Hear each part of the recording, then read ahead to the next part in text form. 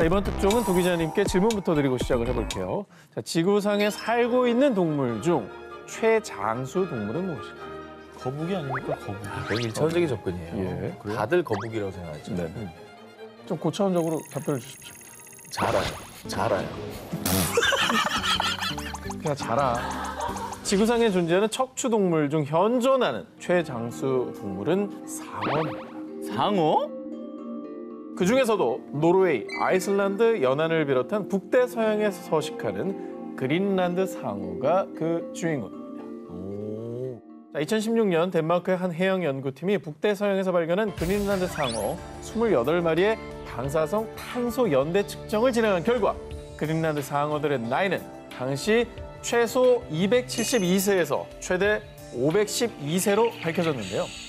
무려 조선시대 연산군 11년 1505년에 태어난 상어가 지금까지 생존하고 있다는 거였죠. 오. 그럼 한 250년 살다 가면 이제 단명했다 그러겠네요. 그렇죠. 500년까지도 살 수 있으니까. 아니 근데 이 방사성 탄소 연대 측정? 이게 또 동물이어서 뭐 좀 잘못된 거 아니에요? 그래요. 정확합니까 이게? 네, 의심하지 마시고요. 좀 더 들어보십시오. 자, 그린란드 상어의 미스터리 그 첫 번째 장수 비결.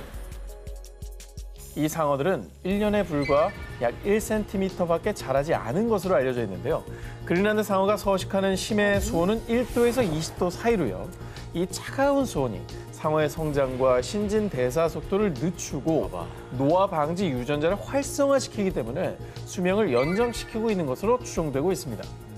자, 그렇다면 같은 수온에 사는 다른 해양 생물들도 똑같이 장수해야 되는데 그린란드 상어만 수백 년을 산다는 게 신기하지 않습니까? 그러니까요. 그린란드 상어의 두 번째 미스터리, 사냥법.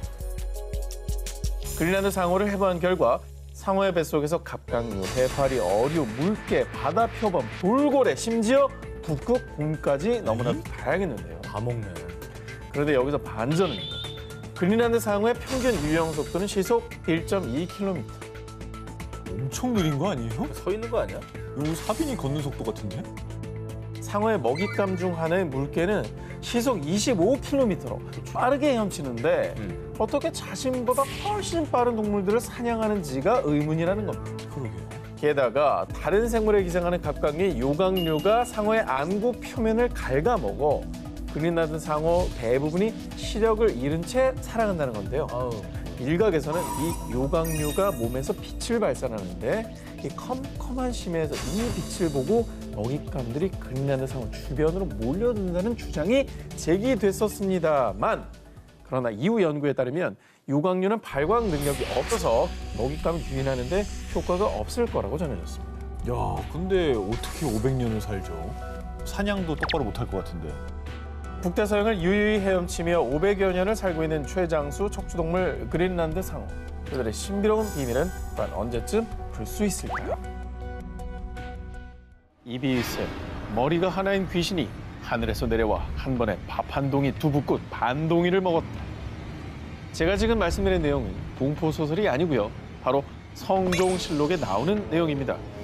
역사적 사실을 그대로 기록하는 조선왕조실록에 귀신의 존재가 기록됐다는 거 믿어지십니까? 야사집도 아니고 정서. 실록에. 정서요. 때는 성종 1년이었던 1470년 음력 5월 26일 성종실록에 의하면 전남 각지에서 일명 삼구일둑이란 귀신이 출몰, 그 귀신이 집을 돌아다니며 밥을 한 동이나 먹고 다닌다는 소문이 퍼졌는데요. 그래도 이 귀신이 예의가 있었는지 삼구일둑이는 밥을 먹은 대가를 지불했다고 합니다. 이번 달에는 비가 안 오고 다음 달 스무 날에 비가 올 것이다. 일기예보해주고 가는구나. 그렇습니다. 바로 날씨를 예언하는 귀신이었던 거죠. 자, 그런데 말입니다. 이 조선왕조실록의 미스테리한 기록은 이뿐만이 아닙니다.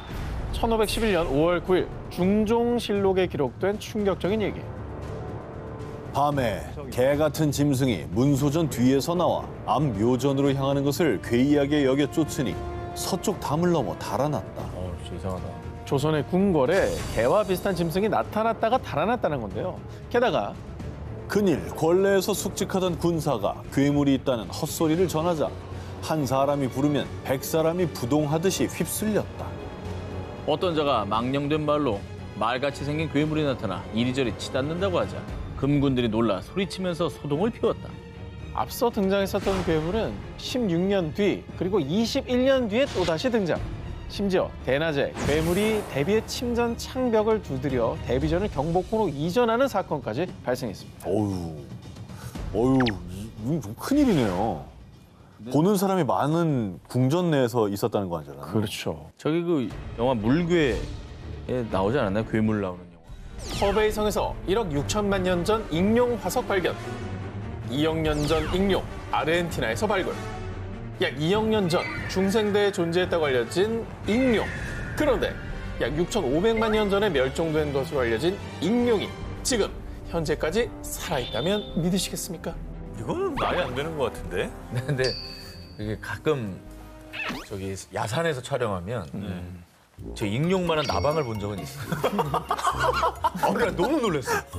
그런 새인 줄 알았어, 새. 예, 나방도 그렇게 상상을 초월하는 크기가 있으면 예. 저런 녀석도 어딘가 있을 것 같은 느낌이 드는 거예요. 우리 상상을 뛰어넘어서. 전현무 씨가 약간 살아있으시네요, 아직 동심이. 근데 그러기에는 저게 덩치가 크니까 네네. 뭐 누구 눈에라도 띄지 않았겠어요? 자, 화석이 아닌 살아있는 익룡이 실제로 목격됐습니다. 심지어 카메라에 생생히 찍혔는데요. 독수리잖아. 아니야, 저게 무슨 독수리야? 자, 그렇습니다. 2016년 10월 중국과 라오스 국경지대에서 촬영한 이 영상에는요. 마치 익룡처럼 긴 목과 긴 꼬리에 몸통만큼 큰 날개를 가진 이 미스터리한 생명체가 날개를 펄럭이며 산봉우리 뒤로 사라지는 모습이 담겨 있는데요. 이 영상은 순식간에 200만 뷰를 기록. 그리고 영상 속 생명체를 본 사람들은 희귀한 새인 줄 알았는데 볼수록 긴 꼬리가 달린 익룡 같다. 또 다른 사람들은 진짜 익룡이 살아있을 리 없다라고 반박하는 등 이 미스터리한 생명체를 둘러싸고 열띤 논쟁이 벌어졌습니다. 야, 아니 뭐 익룡이 사실 지금까지 살아있을 리가 없죠. 그런데 저 영상은 그럼 도대체 뭐냐고. 돌연변일 수 있지. 뭐해? 새. 어떤 새? 그것까지 내가 조류학자가 아니거든요. 왜냐면 아니, 요즘에 그러니까 환경오염이 심하니까. 네. 그래서 새가 꼬리가 길어졌다? 그럴 수도 있고, 이거 공작새일 수도 있는 거 아닌가? 과연 무엇일까요? 이 익룡으로 추정되는 괴 생명체가 중국에서 또다시 목격이 됐습니다. 잠깐만, 뭐지? 학이잖아. 이게 무슨 학이야? 꼬리가 이렇게 돼. 꼬리가 이렇게 돼. 물고기처럼. 그렇습니다. 중국 장가계에서 목격된 괴 생명체 역시 긴 목과 긴 꼬리, 큰 날개를 가지고 있었습니다. 영화 아바타 찍은 데가 장가계 아니에요? 장각이죠. 그죠? 네.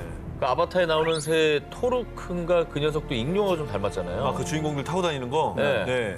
그러면 그러네. 그 영화 제작자가 장가계 보고 쟤를 보고 힌트 영감을 얻은 게 아닌가? 저 관광객들이 저걸 찍었다는 얘기인데 저렇게나 선명하게 나타났으면 한 명이 본 건 아닐 거란 말이에요. 그럼요. 제가 저게 3일 있었거든요. 3일 내내 장가기를 올라갔다 내려갔다 했는데 나는 못 봤어요. 같은 날 같은 장소에서 영상이 3개 이상 있다 그런 얘기죠.